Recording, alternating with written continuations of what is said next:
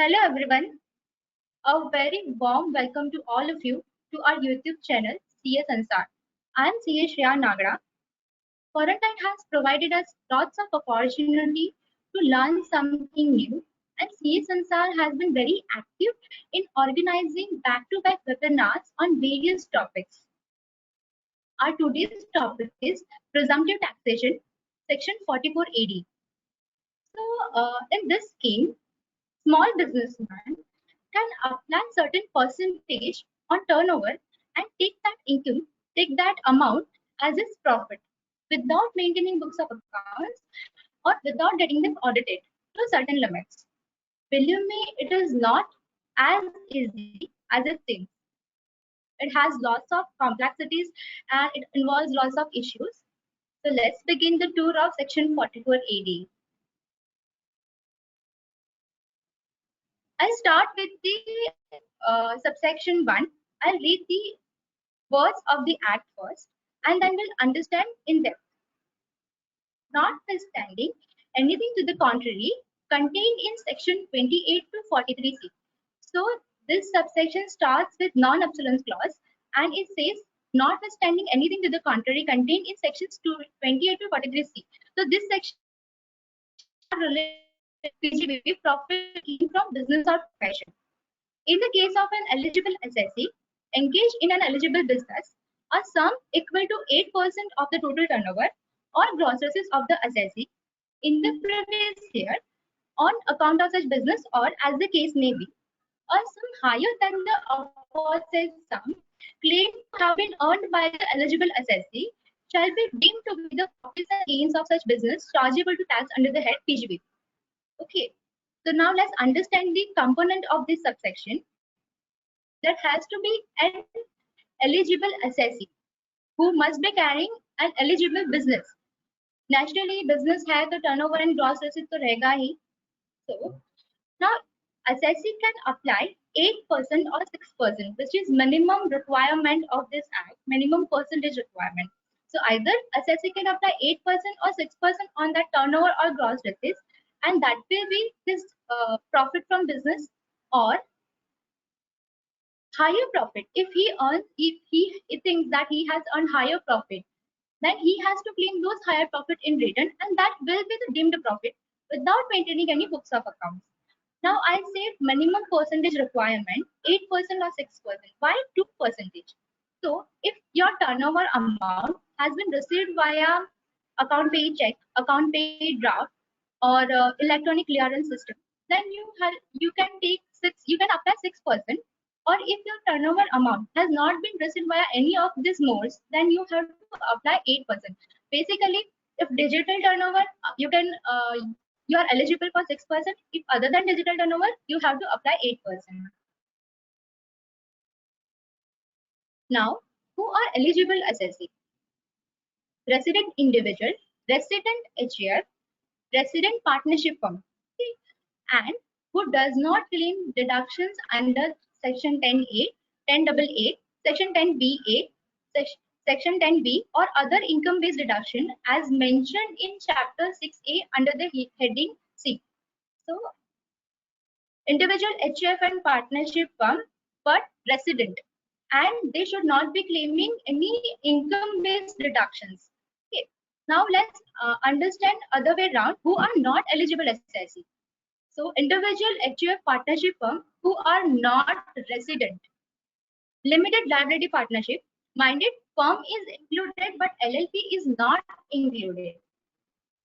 Association of person, a local authority, a cooperative society, companies, and individual HUF firms which are claiming income-based deduction as we learned, or any deduction under chapter 6A part C, that is section 80H to 80T, 80TT. Okay. Now, what is eligible business? Any business is eligible business except one category is mentioned which is not included in eligible business. That is the business of flying, hiring, leasing goods carriages referred to in section 44AE. Now we all know section 44AE is the presumptive taxation for business of flying, hiring, or leasing goods. So this one category is not included in eligible business. Okay. Other than that, all the business are eligible business. Now, there is a turnover limit, threshold limit of rupees 2 crore. So up to 2 crore, you can opt for section 4480. Now, who cannot take the benefit of this scheme? What subsection 6 of section 4480 says? A person who is carrying profession referred under section 44AA1 or who is earning the income in the nature of commission or brokerage, or who is carrying any agency business. So if a person is carrying any profession referred under section 44A1 or earning commission income or carrying agency business, that person himself is ineligible to opt for section 4480. Let's understand with example. Can a practicing chartered accountant offer income under section 4480? Practicing CA. So chartered accountancy is a profession referred under section 44AA1. So as we learned in subsection 6, it says that a person who is carrying profession referred under section 44AA1. Since CA is a profession referred here, uh, practicing CA cannot offer income under section 44A. Now, example 2. Mr. A is carrying an eligible business, which is his primary business. Turnover is rupees 50 lakh and also has earned commission income of rupees 15,000. Can he claim section 44AD for eligible business only? Here, Mr. A is carrying eligible business, which is his primary business, and he has also earned nominal amount of commission income of rupees 15,000. So the question is not whether he can apply section 4480 for commission income, but the question is, can he apply section 4480 for eligible business? So I'll take you to subsection 6. It says a person who is earning the income in the nature of commission or brokerage cannot take the benefit of this scheme. So here, Mr. A is earning the income in the nature of commission, so he will not be able to take the benefit of this scheme. Understand one thing: subsection 6 doesn't disqualify the particular business or profession, it disqualifies the person himself. So here Mr. A is himself is ineligible to take the benefit of the scheme. So even for his eligible business, which is his primary business, he cannot apply section 4480 because he himself is ineligible for that particular year. Now, example 3. Mr. B is an interior decorator having gross receipts from the profession is rupees 20 lakhs. He is also having business of selling plywood, turnover is rupees 6 lakhs. Can he claim section 4480 for business of plywood? So the same answer as before. He is interior decorator, and interior decorator is a profession referred under section 44A1. Again, I'll take you to section 4486, which says a person who is carrying profession referred under section 44A1 cannot take the benefit of the scheme. So now here Mr. B is an interior decorator, and that is the profession referred under section 44A1. So he himself is ineligible to opt for section 4480. So only kitne bhi eligible business ho, he will not be able to take the benefit of section 4480 for any of those businesses. Got it? Now, does eligible business include profession? So now, for eligible businesses, we have section 4480 presumptive taxation. For those professions referred under section 44AA1, we know that section 44ADA presumptive taxation is applicable. But what about those professions other than professions referred under section 44AA1? Can we apply section 44AD to those professions? So section 4480 uses the word business. It never uses the word profession. So can we say that section 4480 includes business in section 4480 includes profession? So I'll answer this question with the help of two Supreme Court decisions. First, the Supreme Court decision in the Barendra Prasad Ray versus Income Tax Officer. This question was on section 9.1. This issue was on Section 9(1) business connection, where Supreme Court stated that the business connection as per Section 9(1) includes profession. And another decision, Supreme Court decision in J.K. Choksey and Company versus Commissioner of Income Tax. This case law is more related to us because this was on Section 32(1)(4), that is PGBP section, profit and gain from business or profession. So this is quite related to us. Now I'll state what Supreme Court stated in this judgment. Supreme Court said that Part D of the Act relates to Section 28 to 43 of the Act. So these sections 28 to 43 are related to profits and gains from business or profession. Now, nowhere in the Act, nowhere in the Part D, legislature has used words business and profession. Wherever particular provision or section applicable to business, legislature has used word business, and wherever particular provision or section is applicable to profession, word is used is profession, or where a particular provision is applicable to both business or profession, they have used business or profession. They have used business and profession. So this, we can say that business does not include profession. Even in Section 30, according to business, the word used is business only. So that is why business does not include profession. One disclaimer, all the views are my views, and CPC or department may not agree with these views. Okay. So according to me, business does not include profession. One more reason to believe that is turnover limit. If you see Section 44AB, Section 44AB has provided two threshold limits for each for profession and business different, whereas Section 44AD has provided only one threshold limit of rupees 2 crore. And if you think rupees 2 crore is little bit higher side for profession, so I guess it never intended to include profession in its scope. Let's take some examples. Now, when finance consultant, being a professional not covered under Section 44AA1, take the benefit of Section 4480. We just learned that business does not include profession. So Section 4480 will not be applicable to finance consultant, and Section 4480 also will not be applicable because it is not a profession referred under Section 44AA1. Now this finance consultant, apart from this profession, is also in the business of selling of gift articles. Is Section 44AD applicable to the business of gift articles? Now I'll take you to subsection 6 again. It says a person who is carrying a profession referred under Section 44AA1 cannot take the benefit of the scheme. Whereas finance consultant is not a profession referred under Section 44AA1. So he can take the benefit of the scheme.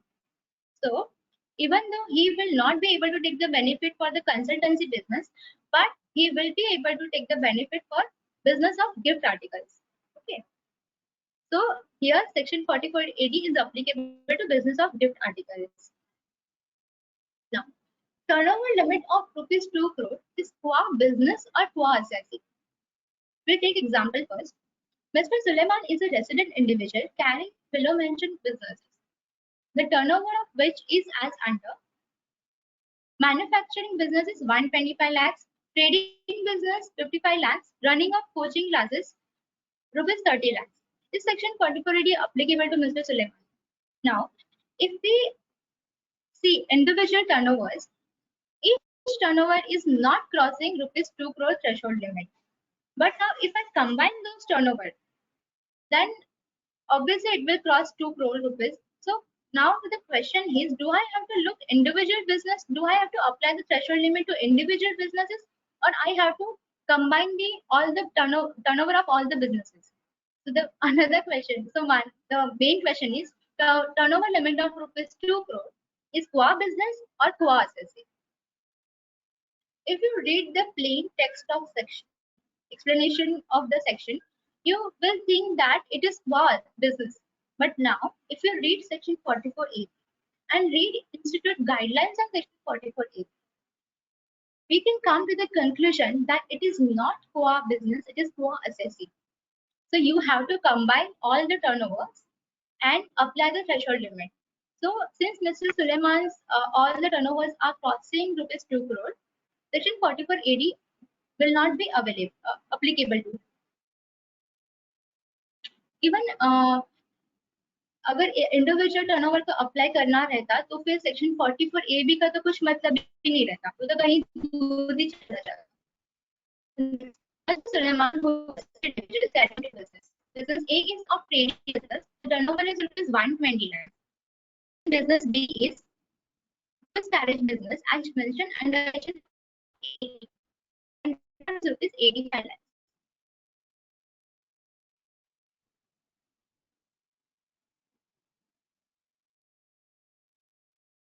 So in this case, as I said you earlier, what you will do is you will combine the business turnover and you will say the section 4480 is not applicable because it is crossing turnover threshold limit. But if you see the same, business B is a business as mentioned under section 44AE. And if you will remember, I see at the time of eligible business, I specifically said that one business, that is business as mentioned in section 44A, is not included in the category of eligible business. This one category is excluded. So business B, we will exclude by calculating turnover because B is not an eligible business. Okay. So here, trading business is turnover limit is 120 lakhs, which is below 2 crore. So we will be able to apply section 44AB. Even institute guidelines on section 44AB says that while calculating turnover limit for section 44AD, you should ignore turnover from section 44AE. Any turnover from business uncarried business as mentioned under section 44AE and vice versa. So we will not consider business B and only 44AD will be applicable on business A. Now, the most dangerous provision are subsection 4 and subsection 5. I'll read subsection 4 and 5 text first, and then we will understand it with the examples. Now, what subsection 4 says? Where an eligible assessee declares profit for any previous year in accordance with the provision of this section, and he declares profit for any of the 5 assessment year relevant to the previous year, succeeding such previous year, not in accordance with the provision of subsection 1, he shall not be eligible to claim the benefit of the provision of this section for 5 assessment years subsequent to the assessment year relevant to the previous year in which the profit has not been declared in accordance with the provision of subsection 1. So what section 4484 says? If an eligible assessee is declaring profit as per 4480, suppose in year 0, that is a base year, okay, I opted for section 4480. Now in year 2, year 1, okay, year 1 also I opted. Year 2, I did not opt. Section 4484 says if you opt for one year, then next 5 years you have to opt. So if I have opted in 0 year, I will have to opt for 1, 2, 3, 4, 5. So 1 to 5 years, I will have to opt for section 44. If I do not opt, then subsection 4 is applicable to me. So I opted in year 0. I opted in year 1. I did not opt in year 2. So now what will happen? Subsection 4 is applicable. So next year 2 I did not opt. So yeah, in year 3, 4, 5, 6, 7. So this 5 years I will not be able to claim section 4480. See, I am not opting section 4480 in year 2. So next 5 years I will not be able to claim section 4480 even if I want to claim. Okay. So these are the disqualified years. I defaulted in year 2, so I got disqualified for next 5 years. So this is the applicability of subsection 4. It tells you once you apply, maintain the consistency. If you are not maintaining the consistency, you will be disqualified. Now subsection 5. Notwithstanding anything contained in the foregoing provision of this section, an eligible assessee to whom the provision of subsection 4 are applicable and total income exceeds the maximum amount which is not chargeable to income tax shall be required to keep and maintain the such books of accounts and other documents as required under subsection 2 of the section 44A and get them audited and furnish a report of such audit as required under section 44E. So now 4485 says if subsection 4 provisions of subsection 4 are applicable to you. So I defaulted in year 2 and subsection 4 provisions are applicable for year 2 and next 5 years also. And in those years, if my total income is exceeding the maximum amount which is not chargeable to tax. So what is maximum amount not chargeable to tax is basic slab amount. So for individual basic slab amount is 2,50,000. If my total income, if my total income is exceeding 2,50,000, then then I will have to maintain the books of accounts and get them audited also. Okay. So we'll understand with example. Now suppose Mr. X has opted for section 4418 A by 1890 with 8% profit, very good. But in A by 1920, he shows profit of 5%, which is below the minimum profit requirement. So now what will happen? He opted in base year. Okay, A by 1980, that is a base year will count. And he opted for section 4480. So he should have opted for the next 5 years also. But the next year, in the next year only, he did opt for section 4480. So in AY 1920, he defaulted in section provision of section 4480. So subsection 4 is applicable in AY 1920 and for the next of the 5 years also. That is from AY 2021 to next 5 years. Okay. So subsection 4 are applicable for this 6 years. Now, what if in AY 1920 his total income is above the basic exemption? So suppose his total income in AY 1920 is exceeding 2,50,000. So what will happen? Subsection 4 are applicable as we learned because he has defaulted in AY 1920. So AY 1920 and for next 5 years, subsection 4 is applicable. Now, he has also exceeded the basic exemption. His total income has also exceeded the basic exemption. So he will, so now section 4485 will be applicable to him and he will have to maintain books of accounts and get them audited for AY 1920. If we have only 1 year information, then वो ही साल में उनका basic एग्जामिशन limit cross हुआ है तो वो साल में तो उनको करना ही पड़ेगा but now in any of the next 5 years also his total income is exceeding basic exemption, then in that year also he will have to maintain the books of accounts and get audited. So for subsection 5 there are two conditions which are required to be fulfilled together. Okay. First is applicability of subsection 4 and total income exceeds the maximum amount not chargeable to tax. So there should be applicability of subsection 4. If subsection 4 is not applicable, subsection 5 is also not applicable. So first there should be a applicability of subsection 4 and total income should exceed the minimum amount, basics. So if 4484 is applicable, but your total income is 0, suppose example, then 4485 will not be applicable. So these two conditions are to be fulfilled together. Moving ahead. Is Mr. Y eligible for section 4480 in below mentioned situation? So for AY 1415, he opted.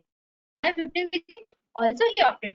AY 1617 he didn't opt. Very good. So in AY 1718 and AY till AY 2021, 2022, is he eligible for section 4480? In other words, if subsection 4 are applicable in these years. So I will remind you that subsection 4 and 5 got operative from AY 1780. So in this case, this person has defaulted in AY 1617, which is before the year in which the this section got operative. Okay. So जब ये person ने Mr. Y ने नहीं opt किया in AY 1617, at that time उन्हें नहीं पता था कि अगर मैं नहीं ऑप्ट करूंगा तो पीछे consequences क्या होगा क्योंकि वो period तक this section was not applicable, right? So and this section does not have retrospective effect. So in this case, this person will be eligible for section 4480. Okay. subsection 4 are applicable from A by 1780. So in this case, Mr. Y is not ineligible. Now, Mr. Z in A by 1780 applied subsection 4480. Next 5 years till A by 2223 also he applied section 4480. But in 6th year, that is in 23-24, offered 5% profit, that is section 4480, not in. Okay, what happened? He applied 4480 in base year. In A by 1780, that is a base year, he applied section 4480. And next 5 years also, that is still from A by 1819 or 22-23, applied 4480. So he has completed the requirement of subsection 4.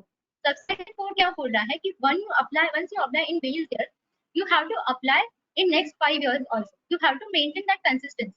So this Mr. Z has done that thing and he has completed the requirement of subsection 4.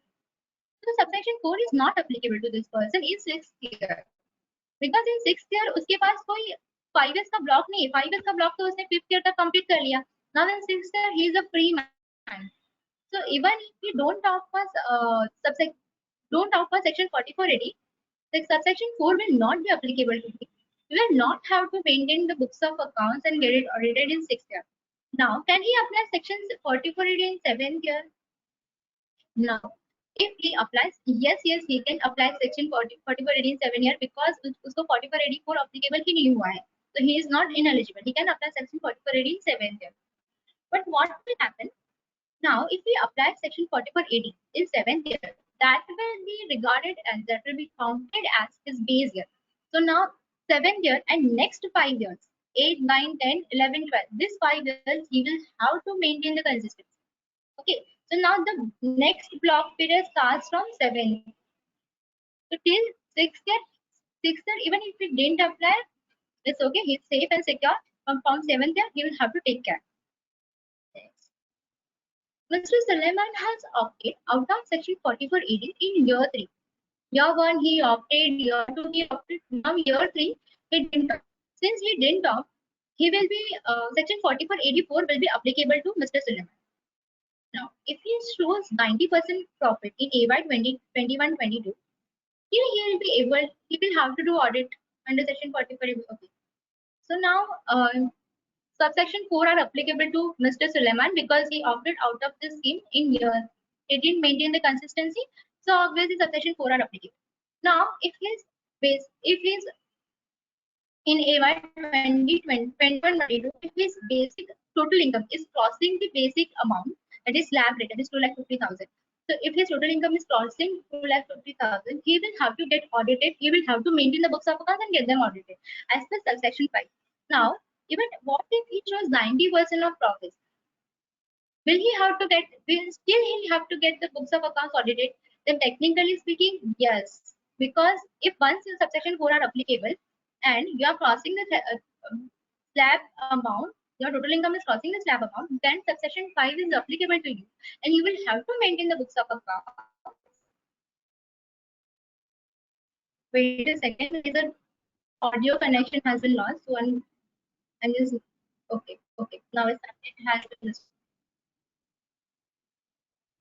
Okay, I'll start again because I guess audio was not proper. So year 1 he has opted, year 3 has opted, and year 3 he didn't opt. So in year 3 subsection 4 applicable, and if his total income is crossing the basic slab amount, then subsection 5 will also be applicable. He have to maintain books of accounts and get them audited. Even if he shows 100% of profit, he will have to get maintain the books of accounts and get them audited. There is no exemption from that. Example 6, year 1 he opted, year 2 he opted, year 3 he didn't opt. Now subsection 4 is applicable. Yes, we all know, but from which year? So the question, I'll put 3 questions to answer. This subsection 4 is applicable in year 3 only, or subsection 4 is applicable in next 5 years, that is 4, 5, 6, 7, 8 years, or subsection 4 is applicable in both the scenario, in year 3 also and to next 5 years also. So according to FAQ of IT portal, it says that subsection 4 will be applicable from default year also and disqualified year also. Year 3 and year 4, 5, 6, 7, 8. All these years subsection 4 will be applicable. Okay. Now, Mr. Ramesh was eligible to opt for Section 44A. So he opted and showed the income in accordance with the provision of Section 44A. However, in AY 1920, he also earned commission income, which was made ineligible to opt for Section 40, which made him ineligible to opt for Section 44AD. Now in AY 2021, he is eligible again. Can he opt for Section 44AD or Section 4484 will be applicable to him? So what question says is, in year 1, that is in AY 1819, he was eligible for Section 44AD and he opted. Now year 2, he was not eligible, so he couldn't opt. It is not that he didn't opt, but he was not eligible, so he couldn't opt for Section 44. Now in year 3, he is again eligible. So now is consistency still there or it is already broke? So if it is broke, Section 4484 is applicable. If it is not broke, then can he apply Section 4480 in year 3? So subsection 4 provision has to be read with all other provisions of this section. Now if I go to subsection 1, if you remember, it was starting at eligible assessee carrying an eligible business. So there has to be an eligible assessee. Since Mr. Ramesh in second year was not eligible itself. He was not eligible only. So subsection 4481 ही उनको apply नहीं होता है. If subsection 1 he apply नहीं हो रहा है, तो subsection 4 apply होने का तो question ही नहीं आ रहा है. So in this case, ऐसा नहीं है कि subsection ऐसा नहीं है कि उन्होंने जानबूझ के मतलब profit कम दिखाया and he got opted out of section. He couldn't opt because he was thrown out of section 4480. Since he was thrown out of section 4480, he didn't break any chain, he didn't break any consistency. So according to me, because he got ineligible and he could not opt for section 4480, in year 3 he will be able to join section 4480 consistency. So in year 3 he will be able to opt for section 4480 and year 1 will be counted as base year, year 3 will be counted as year 1, year 4 will be counted as year 2. Got it? बीच में connection थोड़ा खराब हो गया, so I'll repeat again. Year 1, in this case, even 44, he was thrown out of section 4481 because 4481 says eligible assessee. In this, in year 2, he was not eligible only. Okay, so he was thrown out of. ऐसा नहीं कि उन्होंने कम profit दिखाया, but he was thrown out of section 4481. That's why he will be able to rejoin this in year 3, and year 1 will be counted as base year, and year 3 will be counted as year 1, and year 4 will be counted as year 2. So according to me, subsection 4 will not be applicable to him, neither subsection 5 will be applicable. Moving ahead. Now, is there a requirement to deduct TDS in year subsequent year to year in which the accounts already under section 4480? Read this section 4480. Now, suppose subsection 4484 are applicable to me, and my total income is exceeding the basic amount. So I have to maintain the books and get them audited. So in year 1, I got them audited. Now in year 2, will I have to apply for TAN? Will I have to deduct the TDS on respective expenses? So if you read section 194A, C, H, J, I, etc., section says that for applicability of TDS, you should check the threshold turnover limit as per section 44AB, subsection A, and section 44AB, subsection B. And if you have to audit as per section 4480, then the section is 44AB, subsection E. So these TDS sections do not mention section 44AB, subsection E. So that is why you will not have to apply TAN and you will not have to deduct TPS if you have audited because of section 44 AD. Now, what does notwithstanding anything contained in section 28 to 42C mean? So if you remember at the start, when I read the section 4481, I said that this subsection starts with non-obsolescence clause. So that says that section 28 to 43C are not applicable to person think for section 44 AD. Okay. So now what does this mean? Suppose I am paying commission income of rupees 30,000 in cash to Mr. Y on 20th April, 20th March 2020. Okay, so now in 1920, I have taken expense in my books of accounts. So in my return, if I'm going for normal business, then in my return that disallowance that 40 that payment will be disallowed under section 48(3) because I have made cash payment to a single person in a single day exceeding the threshold limit. So if I am opting for section 44(8), since section 28 to 43C are not applicable to me, this disallowance will not be applicable to me. Okay, so ये मेरे books में disallow होगा ही. So that is a good thing. Now, can we show higher than 8% or 6%? Actually, yes, because clearly told है higher income, show higher income. Now, owners to prove the turnover is on SSC. So you have to maintain the minimum document that you can prove the turnover amount to the assessing officer.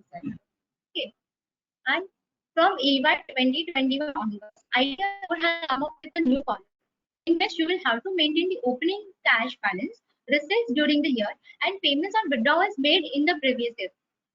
So if you can arrive these amounts without maintaining books of accounts, it's very good.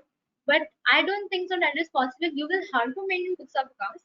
I'm telling you now, this section says something else and CPC is doing something else. So I don't know how to bridge this gap. But according to me, you will have to maintain books of accounts to arrive at this cash bank figures. All deductions under section 30 to 38, including depreciation and unobserved depreciation, are deemed to have been already allowed and no further deduction is allowed. Okay. So whatever the profit has come, that is the final profit, you will not be able to claim depreciation nor unobserved depreciation. Okay. You will be able to claim set of losses, but not unobserved depreciation because that unobserved depreciation comes under section 32 and section 32 provisions are not applicable to 44 AD for the person to the person opting for section 44 AD. Okay. And but you have to calculate the WDV as if you have already depreciated the asset. So WDV तो आपको calculate वैसे ही करना है जैसे आप अगर आप depreciation लेते तो कैसे कैलकुलेट करते वैसे ही आपको WDV कैलकुलेट करना है अपने बुक्स में if you are maintaining. Now up to AY 16-17. In case of firm, आप पार्टनर्स का सैलरी एंड इंटरेस्ट डिडक्शन ले सकते थे बट आफ्टर AY 16-17 वो भी अलाउड नहीं है. तो जो भी प्रॉफिट आया फाइनल है, ना इंटरेस्ट ना सैलरी ना डिप्रिसिएशन कुछ नहीं मिलेगा. Person opting for section 4480, only one installment of advance tax is applicable, that is 15th March. So on or before 15th March, आपके सब dues pay कर दीजिए. Now, I told you earlier, if you have digital turnover, you can claim 6% of profit on it. So now, ये जो turnover amount है that you must receive before 139(1) due date. So if your 139(1) due date is July 31st, suppose, then you should receive all the amounts till 31st July. All this turnover amount till 31st July. Then only you will be able to apply 6%. Otherwise, you will have to apply 8%. If amounts are listed after 31st July, you will have to apply 8%. Okay. I hope I'm clear. I have cleared all the conceptual doubts, and we'll see you soon. Thank you very much for your patient hearing.